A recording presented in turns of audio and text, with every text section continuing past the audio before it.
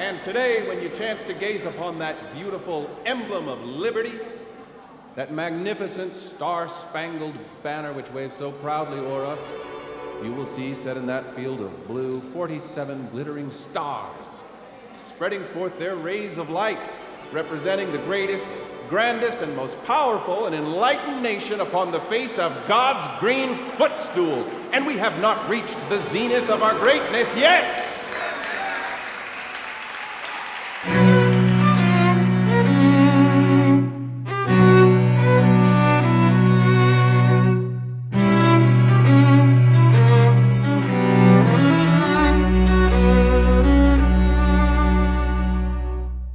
Winter, 1775.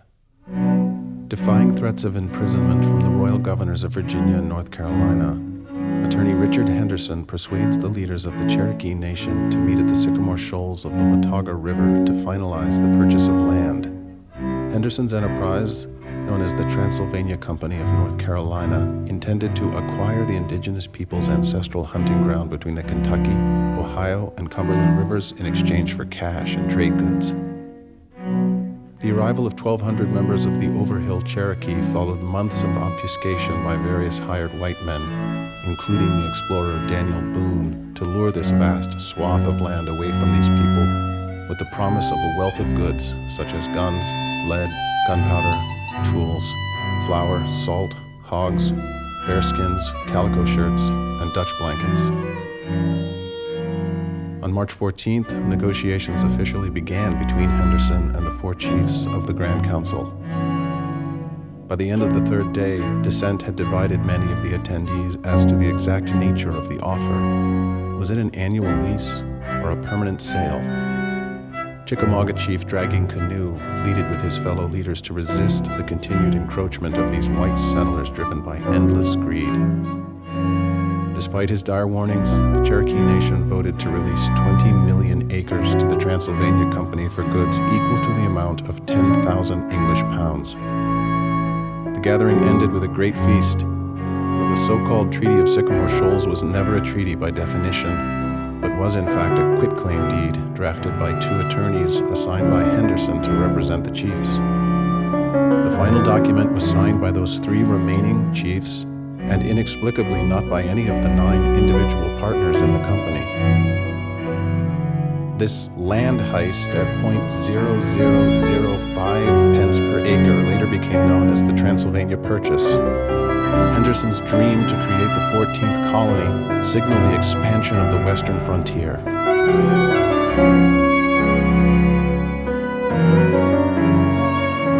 Even before the celebration began, Colonel Daniel Boone gathered his trailblazing party of 30 men and 2 women and charged north through the Cumberland Gap and up the Wilderness Trace. On March 25th, 25 days before the battles of Lexington and Concord, a skirmish between Shawnee and Boone's party took place a mile northwest of this church. Captain Tweddy and several others were gravely wounded, and an enslaved man named Sam was killed instantly. A temporary log shelter was erected to care for the wounded, one of the first structures built in this newly taken land of Kentucky.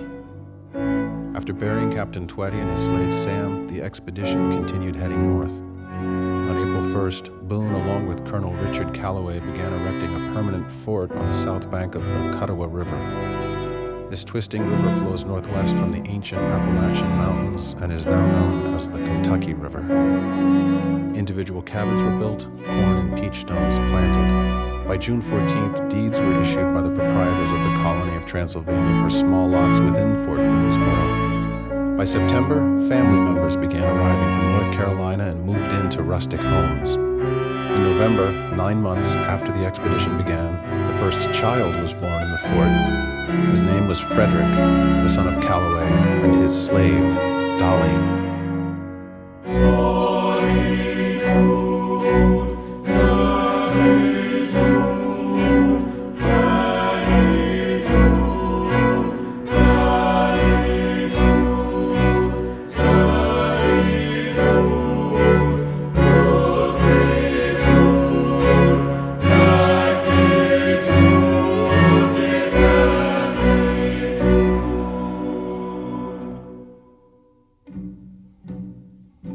In In October of 1779, One the set Virginia of knives legislature and forks in granted box, Richard Calloway's petition to build a canister, ferry across the one Kentucky pair of River at old Fort cards, Boonesboro. 3 spinning wheels, On March 8, one jug, 1780, one whip, Calloway and sundry several old others were irons, working on his ferry boat one about a 2-foot mile above the roll, settlement Sarah, a when they were Negro fired woman, upon by a party Jenny, of a Shawnee. Negro girl, Nancy, a One Negro man was girl, killed, Barry, and a 2 Negro enslaved boy, men were kidnapped. York, a Negro man. There are many cane Isaac, brakes a so boy. thick and tall that it Bagwell, is a difficult man. to walk through them. Calloway Billy, was an old killed, woman. scalped, Where no iron cane and grows, burned. there is One abundance kettle, of wild rye, one Dutch clover, oven. and buffalo When his body grass. was recovered, The soil is very favorable. it was noted that the for plants and Shawnee hemp, had rolled which the grow body in the abundance. mud.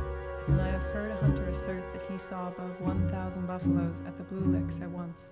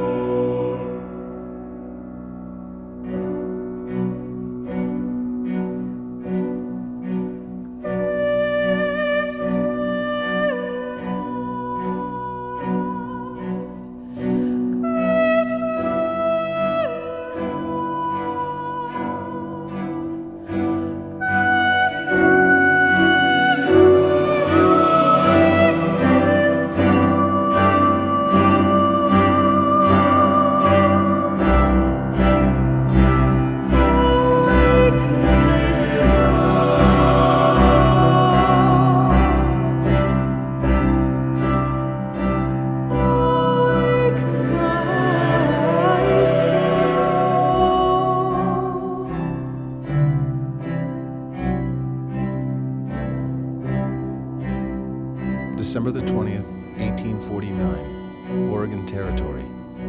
A letter home to Walnut Flat, Kentucky. Dear Uncle, if it is the Lord's will, I will move to California the 1st of May with all my family.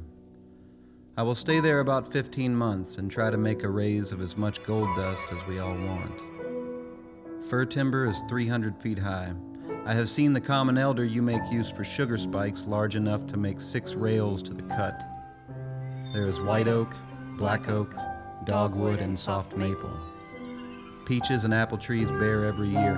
I have raised turnips 16 inches in diameter, and the best oats grow there I ever saw. Mr. Bright told me while his mule was drinking in the North Fork of the Feather River, he saw some gold shining in the water. He kicked his mule, and in 3 hours he washed $500. The balance of the day washed 300 more. I saw him in October 48, and from June up to that time, he told me he had made $100,000. On August 29th, 1862, just a few miles south of Richmond, General Smith and General Manson's forces met and skirmished, the first real battle between Union and Confederate forces in Kentucky. The Union lost 206 men, around 800 wounded, and over 4,000 taken prisoner. The Confederates lost 78 men with 350 wounded. This church was used as a hospital. Women of the congregation came to serve as nurses, and the men buried the dead. 40 were buried across the road right there in Washington Maupin's field.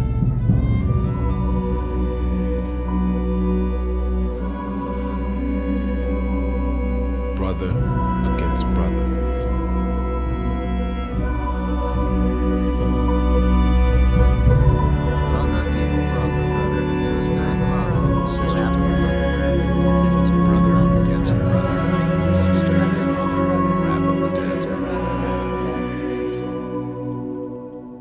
Number 7, name the 6 divisions of Old Testament history. Number 8, give the extent of the period of power. Number 9, name 3 events in the period of conquest. Number 10, name 5 persons in the period of servitude. A splendid force of circumstances have combined to press us into this movement, which will mean more to the moral, social, civic, and spiritual life of Bell County than anything ever undertaken in its history. The plan is to have as many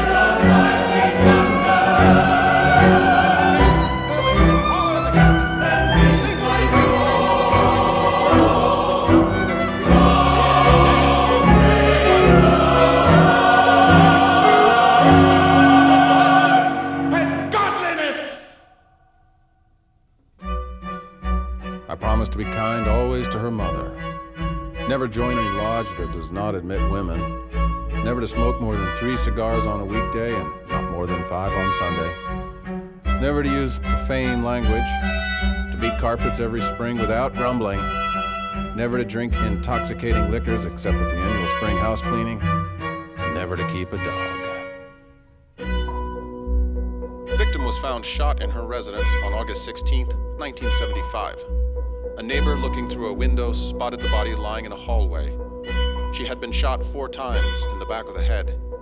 Police said there were no signs of forced entry into the house, and both doors were locked when officers arrived. The neighbor remarked that she had stood up for her rights, and maybe that is what killed her.